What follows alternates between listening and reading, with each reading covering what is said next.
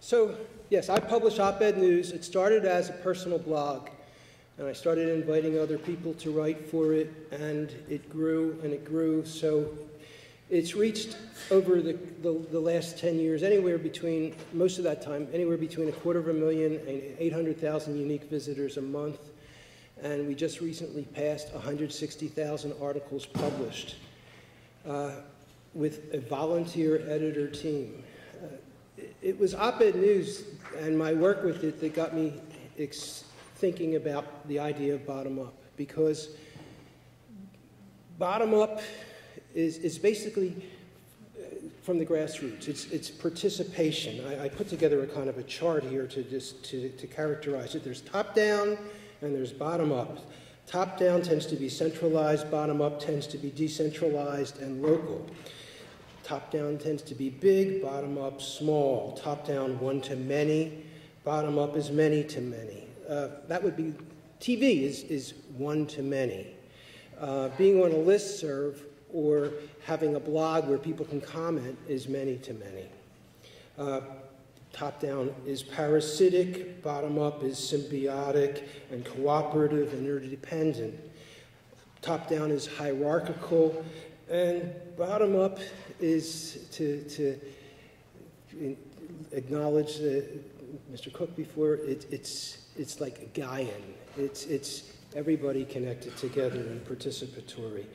Top-down is hard power, bottom-up is soft power. Top-down is authoritarian, bottom-up is a true democratic and perhaps even socialist approach. Top-down has got secrecy and opaqueness, and bottom-up has transparency. So what I believe is, and it started with my work with op-ed news, as I gave away more responsibility and as I brought in more people to participate in making decisions and how it ran better. It got more successful. What I've come to believe is that we're in the middle of a revolution, a transition from a top-down world to a bottom-up world. I had a conversation about 5 years ago with Joe Trippi. He was pretty much credited with being the first internet political advisor. He ran Howard Dean's campaign.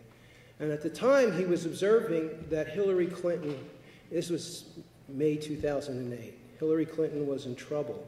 Here she had the most powerful top-down campaign, perhaps in history, and it wasn't looking good for her already.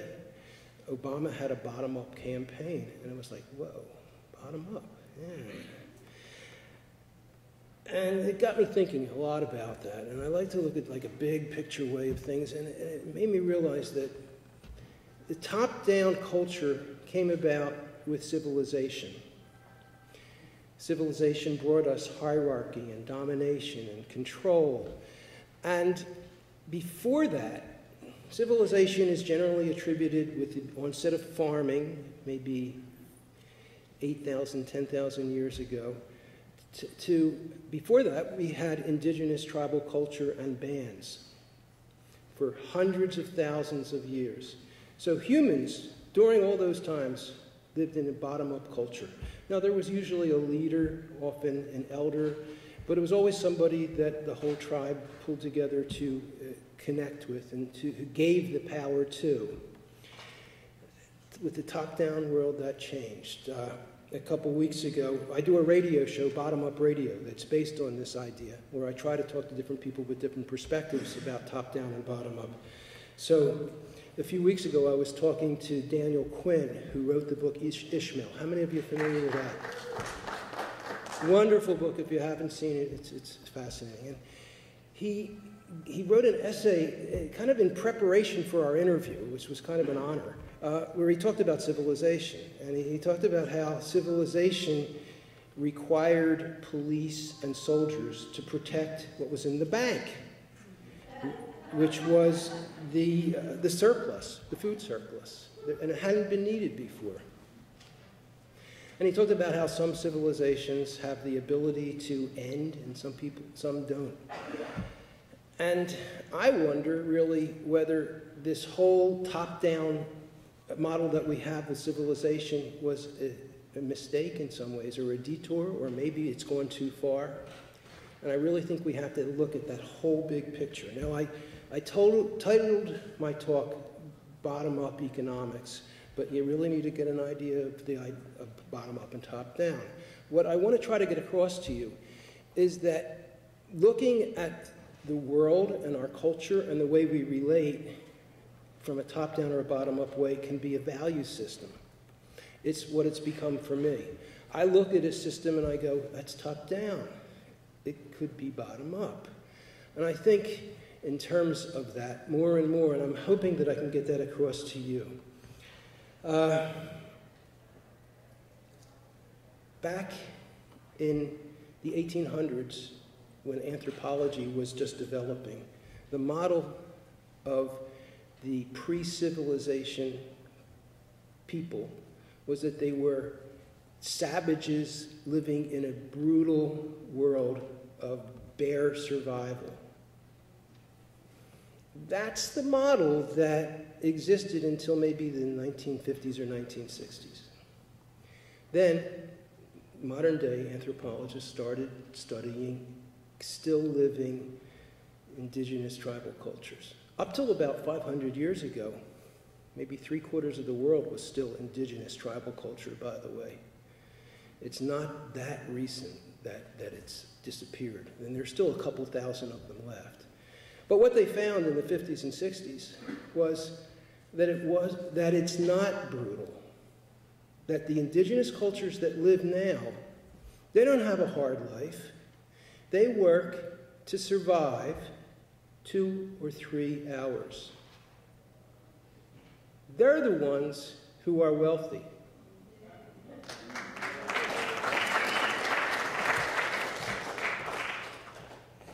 Now, this morning I was pleased to find sitting out at the Hotel Birgitta Johnstadter, and we had a nice conversation, and she was saying how we have to look far into the future and define what we want. And one of the things she said is what we have to realize is we're going to have less. And I said, yeah, but that's stuff we don't need. She goes, yeah, exactly. So the top-down and bottom-up can go in a lot of different places. And I must confess that I had a whole thing written out, and hearing the speakers today, I just tossed it, and I just decided I'd go with some ideas here. My belief is that the bottom-up revolution is one that has been catalyzed by the internet and the web. How many of you here are born after 1980? 1, 2, 3, 4. Great that you're here. Your brains work differently. Your brains work differently than people born before then, because your brains have been marinated in the internet, and it's really changed things. I have 3 kids that are born in 1980 and after, and they grew up with instant messaging and all kinds of technology that got them to see the world differently and think differently. That's the world of the future. Now, there are a lot of books written about this, but what it comes down to, I've interviewed at least a half a dozen different neuroscientists and neurosurgeons and more anthropologists. The brain is functioning differently. It looks like it's a little bit shallower, maybe broader, but the brain acts differently now. And we're in the middle of this revolution. It's not a revolution that necessarily will be won, and I think if it's won, then it'll lead to more democracy and more caring and more connection, because I think that it's not just a bottom-up revolution, but it's a connection revolution. Clay Shirky wrote a wonderful book, Here Comes Everybody, where he describes how the technology, it allows people to connect together in whole new, powerful ways that we didn't have before. So we have this bottom-up uprising. It has enabled the biggest new companies that have gone public are companies that use bottom-up technologies. We're talking about Facebook and LinkedIn and Google. These use bottom-up approaches and bottom-up technologies. Public banking is clearly a bottom-up approach that allows people to connect and to share in the resources. what I'm hoping that you'll think about here is when you look at the way things are done, you'll look for opportunities to do them in a bottom-up way. It's not like we're starting from scratch. Gar Alperovit's new book describes how 130 million people are already involved in co-ops in the U.S., and over 10 million workers are involved in worker-owned companies. This is happening. It's going on. I want to also help you to get rid of a fantasy. It's a top-down fantasy that the way to change things is to directly confront the big power and replace it or knock it down. I don't think it's going to happen that way. When there was a transition from giant dinosaurs to small mammals, the small mammals did not directly confront and take on the big dinosaurs. The environment changed and the small mammals adapted, and they were ready when the crisis happened. Now, a couple people brought up crises here. We need to be ready. We need to have very concrete plans in place, and that's what this conversation here with this community, and it is a temporary community, is all about. I want to do one thing. I'd like you to stand up for a moment. And I want you to find somebody you don't know and introduce yourself.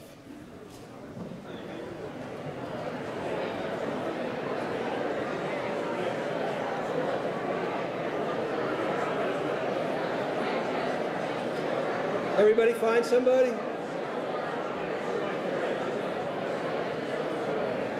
Okay, now I want you to do something a little weird. I want you to laugh together. I want you to look in each other's eyes and laugh together. Look in each other's eyes and laugh together.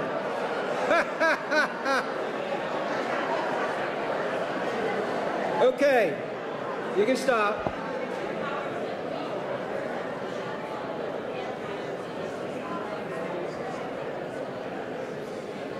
Okay, please sit down and let me get on with my time here. The reason I did this is because we are all humans on this boat together. And it is our connections to each other, not just finding out who we are, but connecting emotionally with our emotional systems as well, that is a huge part of the resource that we have, the strength that we have to connect, to be together in taking on this top-down world. Now, the top-down world isn't going to like this. The top-down world consists of multinational corporations, billionaires. I've been doing a series lately on sociopaths and psychopaths, and my latest interview was on corporate psychopaths, and you know, some people estimate that it takes a sociopath to run a Fortune 1000 company. I don't think they're all that bad, but a lot of them are. And I really believe that part of the power that bottom-up power has is the power of humanity, the power of compassion, what Rabbi Lerner talked about. And we can make this happen. We have to take the time to connect with each other. We have to make decisions about it. And I think we have to have some big goals. One goal that I've been working on is getting rid of big, getting rid of too powerful. So I've had a campaign that I started almost 2 years ago to de-billionaireize the United States. Then we want to talk about the biggest top-down powers, there they are. I don't think anybody needs to have that kind of money. I don't think anybody needs to have a $200 million house, which they're out there. I don't think anybody needs to own a $100 million painting personally. And I think that that's part of a value system that we can embrace. I think it's a value system. I think it's a value system that progressives can embrace, and I think it's a value system that libertarians can embrace, because too big is applies to government too.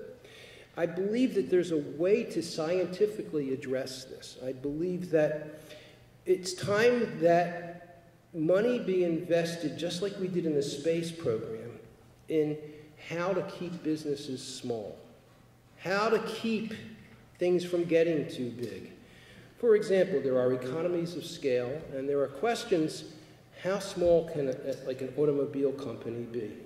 Gar Alperovitz brought that up in an interview I did with him a couple weeks ago. And you need a certain amount of big to do big things. But are there ways to do it where the bigness of the central organization can be eliminated, let's say with a lot of organizations cooperating together? You know, if you look at the biological world, which I go to a lot when I try to take my metaphorical lessons, you don't see a cell that's 200 pounds or 2,000 pounds. You don't see a human who's over 8 feet tall because it doesn't work. So in the world of biology, too big dies. It doesn't exist. It's not functional.